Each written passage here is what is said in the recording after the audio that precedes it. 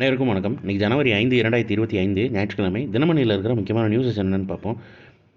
ஒரு விளம்பரம் மாதிரி கொடுத்துருக்காங்க சென்ட்ரல் கவர்மெண்ட்லேருந்து. வாழ்த்துக்கள் இந்தியா, 1000 கிலோமீட்டர் நீளமுள்ள உலகின் மூன்றாவது மிகப்பெரிய மெட்ரோ ரயில் கட்டமைப்பை இப்போது நாம் கொண்டுள்ளோம். தில்லி மக்களுக்கு ஒரு பெருமை மிக்க தருணம்னு தெரிவிச்சிருக்காங்க. ஸோ உலகின் மூன்றாவது மிகப்பெரிய மெட்ரோ ரயில் கட்டமைப்பு 1000 கிலோமீட்டர் நீளமுள்ளனும் கொடுத்துருக்காங்க. டெல்லின்னு கொடுத்துருக்காங்க, ஞாபகம் வச்சுக்கோங்க எங்கே அப்படின்றத. அடுத்தது ரொம்ப ரொம்ப ரொம்ப இம்பார்ட்டண்ட்டான நியூஸு. விண்வெளியில் முளைத்த காராமணி விதைகள் இஸ்ரோன்னு தெரிவிச்சிருக்காங்க.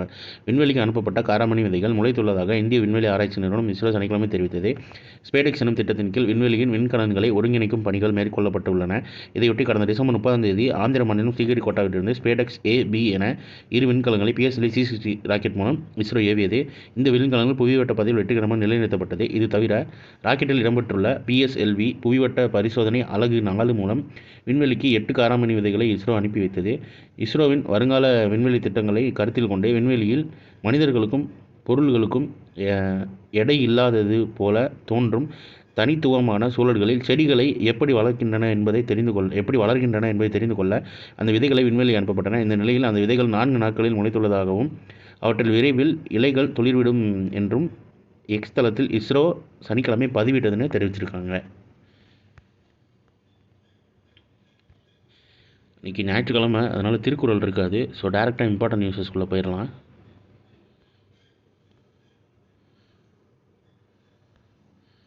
தரவு பாதுகாப்பு விதி ஒழுங்குமுறை புதுமைக்கு இடையே சமநிலையை உறுதிப்படுத்தும்னு மத்திய அமைச்சர் அஸ்வினி வைஷ்ணவ் தெரிவிச்சிருக்காரு. இந்த நியூஸ் பற்றி நேற்றே பார்த்துருப்போம் எலாபரேட்டாக.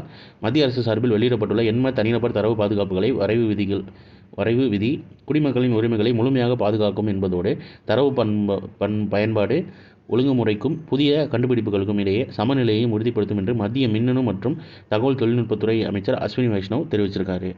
அப்புறம் சீனாவில் பரவும் புதிய தீநுண்ணி, மக்கள் அச்சப்பட வேண்டாம்னு தமிழக பொது சுகாதாரத்துறை தெரிவிச்சிருக்காங்க. அதை பற்றி நேற்று நியூஸில் பார்த்துருக்கோம். பார்க்காதவங்க ஒன்ஸ் நேற்று நியூஸ் எடுத்து கூட பார்த்துக்கோங்க நம்ம சேனலில். அடுத்தது நேரில் ஆஜராகுமாறு பிறப்பித்த உத்தரவை பின்பற்றாதது குற்றம்னு உச்சநீதிமன்றம் தெரிவிச்சிருக்காங்க. நீதிமன்ற விசாரணைக்கு நேரில் ஆஜராகுமாறு வெளியிடப்பட்ட சட்டப்பூர்வ அறிவிப்பை ஒருவர் பின்பற்றாதது குற்றமே என்று உச்சநீதிமன்றம் தெரிவித்துள்ளது. குற்றவியல் நடைமுறை சட்டப்பிரிவு 82(1) படி தலைமறைவாக உள்ள ஒருவரை குறிப்பிட்ட இடம் மற்றும் தேதியில் நேரில் ஆஜராகுமாறு நீதிமன்றம் சட்டப்பூர்வமாக அறிவிப்பை வெளியிடும். அந்த அறிவிப்பு வெளியிடப்பட்ட நாளிலிருந்து 30 நாட்களுக்குள் அந்த இடம் மற்றும் தேதியில் சம்பந்தப்பட்ட நபர் ஆஜராக வேண்டும். இதை அந்த தனிநபர் செய்ய தவறினால் இந்திய தண்டனை சட்டம் IPC 174A படி அவருக்கு 3 ஆண்டுகள் வரை சிறை தண்டனையும் அபராதமும் விதிக்க முடியும்னு தெரிவிச்சிருக்காங்க. இந்த மாதிரி எதில் ஒரு உச்சநீதிமன்றம் கருத்தோ இல்லை தீர்ப்போ தெரிவிக்காங்கன்னா அதனால் பார்த்து வச்சுக்கோங்க.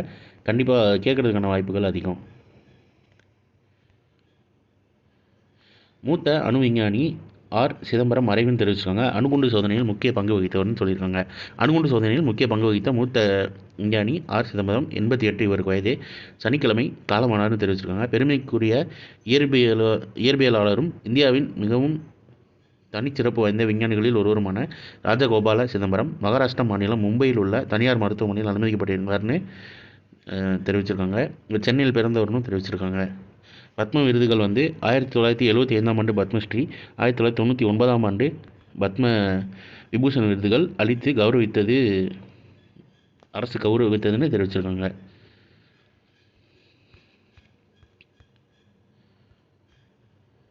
அடுத்தது நாட்டில் 57% பள்ளிகளில் மட்டுமே கணினி வசதி மத்திய கல்வி அமைச்சகம் தரவுன்னு சொல்லியிருக்காங்க. பள்ளிகள், மாணவர்களின் எண்ணிக்கை, அப்புறம் ஆசிரியர்களின் எண்ணிக்கை, அப்புறம் தலை சிறந்த தமிழ்நாடுன்னு போட்டு தமிழகத்தில் 58,722 பள்ளிகள் உள்ளன. இதில் ஒரு நம்பர் கொடுத்துருக்காங்க, மாணவ மாணவிகள் பயில்கின்றனர்.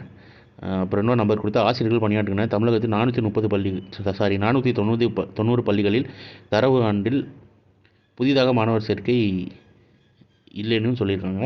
அண்ட் தமிழ்நாட்டை பற்றி அதில் கொடுத்துருக்காங்க. மெயின்ஸ் நோட்ஸ் எடுக்கிறவங்களுக்கு இந்த நியூஸ் யூஸ்ஃபுல்லாக இருந்தால் இதிலேருந்து நீங்கள் நோட்ஸ் எடுத்துக்கோங்க.